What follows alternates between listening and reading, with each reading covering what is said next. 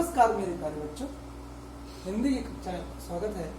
आज हम अपने पिछले कक्षा को आगे बढ़ाते हैं। आज पुनः हम पढ़ेंगे पाठ 9 कारक। पाठ 9 कारक। पिछले कक्षा में हमने कारक की परिभाषा, कारक चिन्ह और कारक के 4 भाग, 4 भेद हमने पढ़े थे, जिसमें कर्ता कारक, कर्म कारक, कर्ण कारक और संप्रदान कारक हमने पढ़ा था। आज हम पढ़ेंगे अपादान कारक, संबंध कारक, अधिकरण कारक और संबोधन कारक। मेरे प्यारे बच्चों, इस कक्षा को आगे बढ़ाने से पहले हम, जैसा कि हर बार आपसे निवेदन करते आए हैं कि बच्चों, आपकी उपस्थिति आपके इसी वीडियो से ही लगती है। अर्थात जब आप वीडियो देखते हैं उसी समय कमेंट बॉक्स में अपना नाम, अपनी कक्षा और अपना वर्ग लिख करके भेजें। नेम, क्लास एंड सेक्शन लिख कर भेज देंगे, जिससे हम आपकी उपस्थिति दर्ज करते हैं। उसी से आपकी उपस्थिति और अनुपस्थिति दर्ज की जाती है। बच्चों, वीडियो जितना देखना आपके लिए महत्वपूर्ण है, उतना ही आपकी उपस्थिति और अनुपस्थिति दर्ज करना। तो इस बात को ध्यान में रखते हुए आपको अपनी उपस्थिति और उपस्थिति दर्ज करानी है। और जैसे वीडियो देखना प्रारंभ करें, सबसे पहले कमेंट बॉक्स में आप अपना नाम, कक्षा और वर्ग, नेम, क्लास एंड सेक्शन लिख करके भेज दें, सेंड कर दें। फिर उसके बाद आप वीडियो देखें। फिर अगर आपको कोई समस्या आती है, कोई कठिनाई आती है, उसे भी आप तुरंत कमेंट बॉक्स में लिखें। उसका उत्तर मैं आपको, जैसे ही आपका मैसेज मुझे मिलेगा, मैं जल्द से जल्द आपको उपलब्ध कराने की कोशिश करूंगा। आइए हम पाठ को आगे बढ़ाते हैं। जैसा कि हम पिछले कक्षा में पढ़ते आए हैं कि कारक वह संज्ञा या सर्वनाम का वह रूप है जिसके माध्यम से क्रिया, वाक्य में प्रयुक्त क्रिया से उसका संबंध जाना जाता है कि उस क्रिया का और कर्ता का, क्रिया का संज्ञा और सर्वनाम का क्या संबंध है। कर्ता का नहीं, कर्ता का कर्ता कारक हो जाएगा। वाक्य परिभाषा पे देखिए, संज्ञा और सर्वनाम का क्रिया से जो संबंध होता है, जिस रूप से जो संबंध होता है, वही कारक कहलाता है। आइए हम देखते हैं संप्रदान कारक। जैसा कि पिछले कक्षा में हमने पढ़ा था कि कर्ता कारक वह है जो क्रिया को करता है, वह कर्ता कारक है। कर्म कारक वह है जो जिससे का फल, जिस क्रिया का प्रभाव या फल जिस कर्ता, जिस संज्ञा सर्वनाम जिस रूप पर पड़ता है, वह कर्म है। और जिस साधन से क्रिया संपन्न होती है, वह कर्ण कारक है। कर्ता जिसके लिए कार्य करता है या जिसके द्वारा कार्य या जिसको कुछ देता है, वह आपका संप्रदान कारक है। अब पढ़ते हैं हम अपादान कारक। चतुर्थी विभक्ति चौथा कारक है हमारा अपादान कारक। वाक्य में प्रयुक्त संज्ञा या सर्वनाम के लिए जिस रूप से अलग होने, निकलने, सीखने या तुलना का भाव प्रकट होता है, उसे अपादान कारक कहते हैं। फिर समझेंगे हम कैसे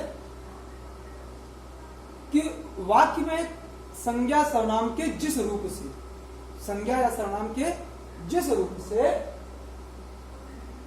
अलग होने का अर्थ आ रहा हो, किसी वस्तु से, किसी संज्ञा से वो अलग हो रहा हो, किसी संज्ञा सर्वनाम से वो अलग हो रहा हो या निकल रहा हो, या उससे कुछ सीख रहा हो, या किसी संज्ञा सर्वनाम से अपनी तुलना, उसकी तुलना हो रही हो, तो ऐसे भावों में जब प्रकट हो, ऐसे भाव जब प्रकट हो, तो वो कौन सा कारक होता है? अपादान कारक होता है। जैसे नल से पानी टपक रहा है, नल से पानी टपक रहा है, तो किससे पानी टपक हो रहा है? नल से। तो नल क्या हो जाएगा आपका? अपादान कारक। से अलग होने के अर्थ में, पानी चूंकि नल से अलग हो जा रहा है, तो यहाँ अलग होने का या निकलने दोनों का अर्थ आ रहा है, क्योंकि नल से ही पानी निकल रहा है, तो दोनों का अर्थ आ रहा है। इसलिए नल क्या हो जाएगा आपका? अपादान कारक। पानी क्या हो जाएगा? कौन टपक रहा है? कर्ता हो जाएगा। टपक रहा है आपका कर्म हो जाएगा, टपक रहा है आपका ये क्रिया हो जाएगा। टपक रहा है क्योंकि रहा तो सहायक क्रिया हो जाएगी, तो आपका यहाँ पे टपक रहा जो है वो क्रिया हो जाएगा। तो नल आपका अपादान कारक, पानी कर्ता कारक, टपक रहा है क्रिया। और अगर उदाहरण हम देखना चाहें तो और उदाहरण है जैसे कि मैंने संगीत अपनी माँ से सीखा। मैंने संगीत अपनी माँ से सीखा। किसने किससे सीखा? माँ से सीखा। तो माँ से सीखना, यहाँ पे अगर सीखने या तुलना करने की बात आए, अर्थात माँ से सीख रहा है कौन? मैं, अर्थात कर्ता मैंने हुआ।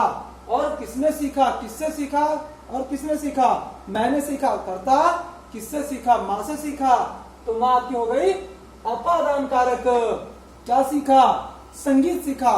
संगीत क्या हो गया आपका? कर्म कारक। और सीखा क्या हो गया? क्रिया।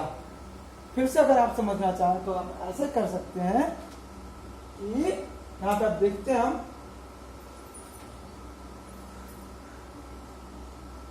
मैंने संगीत अपनी माँ से सीखा। अब देखेंगे यहां पे हम मैंने क्या हो गया आपका? कर्ता हो गया। संगीत सीखा। क्या सीखा हमने पहले बताया था, अगर क्या लगाने पर, क्रिया के साथ अगर क्या लगाने पर जो उत्तर आए वो अपना कर्म बन जाएगा। तो क्या सीखा? संगीत। तो ये आपका कर्ता, ये आपका कर्म। और अपनी माँ, किससे सीखा? अपनी माँ से। तो क्योंकि माँ से सीखा जा रहा है तो माँ हो गया आपका क्या? हाँ, आप सही समझ रहे हैं, अपादान कारक।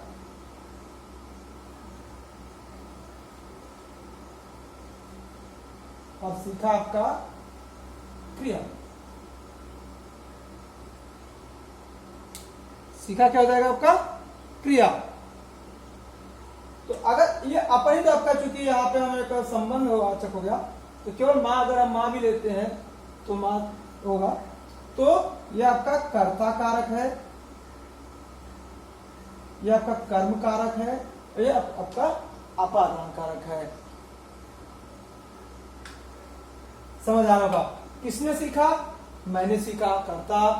क्या सीखा? संगीत सीखा, कर्म। किससे सीखा? माँ से सीखा।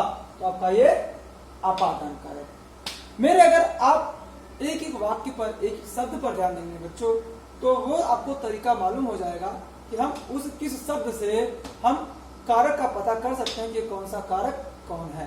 केवल क्रिया के साथ लगाने पर, याद रखना आपको, क्रिया के साथ, पूरे वाक्य में जोड़ने की आवश्यकता नहीं है। क्रिया के साथ कौन सीखा? मैंने सीखा। क्या सीखा? संगीत सीखा। किससे सीखा? माँ से सीखा। तो किससे सीखा? से आपका हो गया पंचमी, आपका अपादान कारक। क्या सीखा? संगीत को सीखा, कर्म कारक। ने मैंने सीखा, ने कर्ता, ने कर्म कारक, मैंने, ये आपका हो गया कर्ता। ये हो गया आपका अपादान कारक। अगर और कोई उदाहरण से देखना चाहे तो गंगा नदी हिमालय से निकलती है, या गंगा हिमालय से निकलती है, तो उसको भी अगर हम देखना चाहें तो देख सकते हैं गंगा हिमालय से निकलती है। तो यहां पे हम देखेंगे गंगा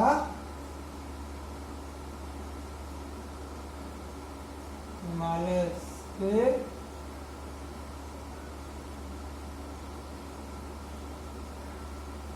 निकलती है। कौन निकलता है? गंगा निकलती है। ये आपका कर्ता कारक हो जाएगा। कहां से निकलती है? हिमालय से निकलती है। ये आपका अपादान कारक हो जाएगा। निकलती है आपका हो जाएगा। याद रखना है प्यारे बच्चों, इसमें और कुछ नहीं है, केवल आपको समझने की आवश्यकता है। अगर आप समझ जाए तो सब कुछ आपको लिए बिल्कुल आसान है। अब आते हैं हम संबंध कारक पे। संबंध कारक, आशा करता हूं आपको पंचमी अपादान कारक समझ आ गया होगा।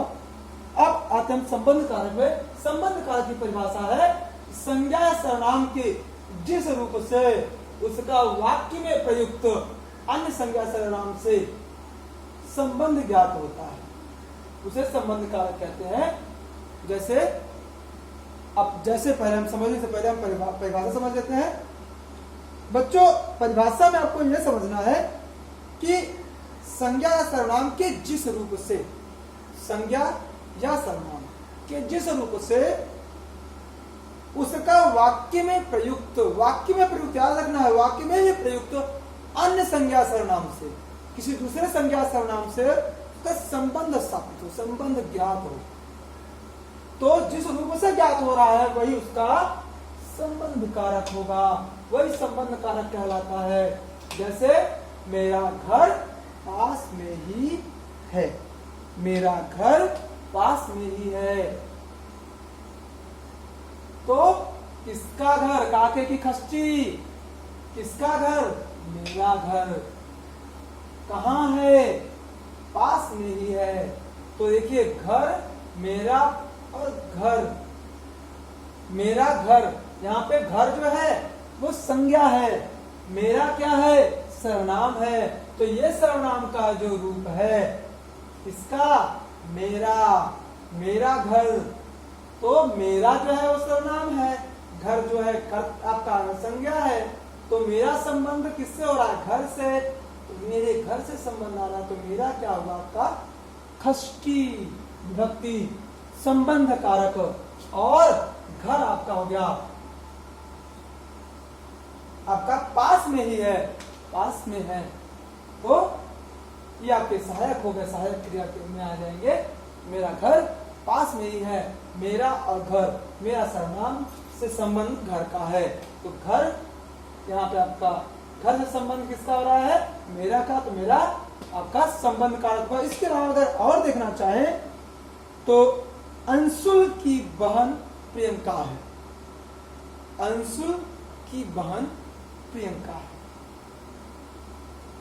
तो अंशुल की बहन कौन है, प्रियंका, प्रियंका करता होंगे, और किसकी बहन, अंशुल की, अंशुल क्या हो गया आपका संबंध कारक, और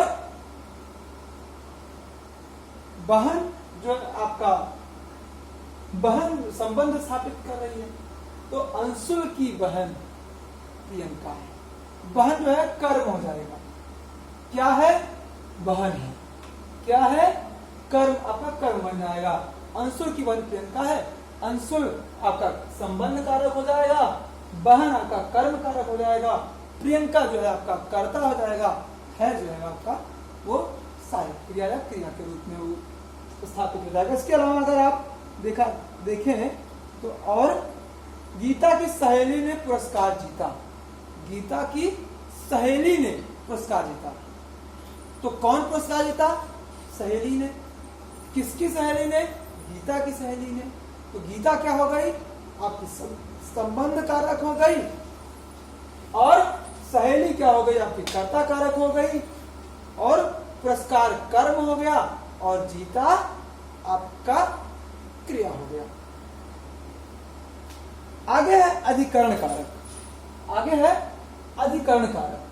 अधिकरण कारक देखते हैं, संज्ञा या सर्वनाम के जिस रूप से क्रिया के स्थान तथा समय की जानकारी मिलती है, संज्ञा या सर्वनाम के जिस रूप से क्रिया के स्थान समय की जानकारी मिलती है। संज्ञा या सर्वनाम का जो रूप हमें किसी स्थान या किसी समय के बारे में बताए, तो वो रूप क्या कहलाता है, अधिकरण कारक कहलाता है। जैसे छत पर कपड़े सूख रहे हैं, कहां पर, यानी स्थान की, यहाँ पर वो स्थान के बारे में बता रहा है, तो छत पर कपड़े सूख रहे हैं, और जैसे छत पर कपड़े सूख रहे हैं, तो छत क्या हो जाएगा, आपका अधिकरण कारक हो जाएगा, क्योंकि छत पर कपड़े सूख रहे हैं, कौन सूख रहे हैं, कपड़े सूख रहे हैं, क्या सूख रहे हैं, कपड़े सूख रहे हैं, तो आपका छत पर कपड़े सूख रहे हैं, कौन सूख रहा है, कपड़ा सूख रहा है, तो छत पर आपका अधिकरण कारक, कपड़ा आपका कर्ता कारक, सूख रहे हैं आपकी क्रिया। और अगर देखना चाहें तो जैसे आकाश में तारे चमक रहे हैं, आकाश में तारे चमक रहे हैं। कौन चमक रहा है? तारे चमक रहे हैं। कर्ता हो गया, आपको कर्ता मिल गया। चमक रहे क्रिया हो गई, और उसके बाद आकाश जो हो गया आपका अधिकरण कारक हो गया। प्यारे बच्चों, ये था आपका अधिकरण कारक। इसके अलावा अब है आपका संबोधन। संबोधन कारक का संबंध, देखिए इसकी परिभाषा सीधे स्पष्ट है, इसमें कोई समझना भी नहीं है, आपको थोड़ा सा ध्यान देने की आवश्यकता है कि संबोधन का कारक, जो संबोधन कारक उसका संबंध वाक्य क्रिया से नहीं होता, केवल उसे हम किसी चीज से जोड़ देते हैं, जैसे आहा कितना सुंदर मौसम है। आहा संबोधन हो गया, कितना सुंदर मौसम है आपका वाक्य हो गया, तो आहा संबोधन हो गया। इस तरह से आपको ये ध्यान देना है कि ये इनका जो है क्रिया से कोई संबंध नहीं होता, और इनके बिना वाक्य भी पूरा हो जाता है, लेकिन हम वाक्य की सुंदरता बढ़ाने के लिए हम संबोधन का प्रयोग करते हैं। तो अरे जो है आपका क्या हो जाएगा? संबोधन हो जाएगा। अरे तुम कब आए? अरे तुम कब आए? कहते हैं लोग अरे खाना लाओ, तो खाना लाओ आज्ञा सूचक हो गया, अरे संबोधन हो गया। हे भगवान, ये संबोधन हो गया। अब उसके आगे हम अगर जो कुछ कहें, हे भगवान कितनी गर्मी है, हे भगवान कितनी बरसात हो रही है, हे भगवान कितना अच्छा मौसम है, तो हे भगवान क्या हुआ? संबोधन हुआ, कितना अच्छा मौसम है। और उसके बाद जो वाक्य हमने किया तो हमारा वाक्य हो गया, उसमें अपना कर्ता क्रिया कर्म जो भी होगा वो आपका रहेगा। तो इसका संबंध, संबोधन का संबंध क्रिया से नहीं होता है, और संबोधन के बिना भी वाक्य को पूरा किया जा सकता है। आगे मेरे प्यारे बच्चों, ये था आपके इस पाठ का, ये पाठ आज आपका यही समाप्त होता है। गृहकार्य होगा तो सभी कारकों की परिभाषा कारक चिन्ह से जाती है। हमने पिछले कक्षा में भी एक गृहकार्य दिया था, इस बार भी मैं आपको एक गृहकार्य फिर से दे रहा हूं, और एक हमने थोड़ा सा बदल दिया, एक और हमने आपको बढ़ा दिया है। कक्षा पाठ 8